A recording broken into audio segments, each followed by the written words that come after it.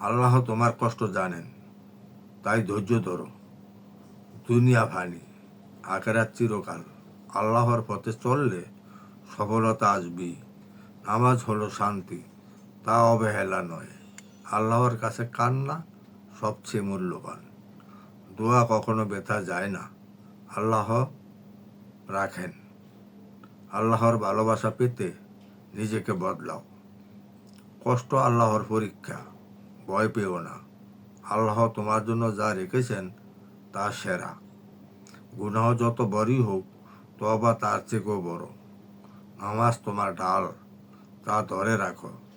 আল্লাহর রহমত সব কিছুর উপর, বিশ্বাস রাখো। দোয়া হলো আলো, পথ দেখায়।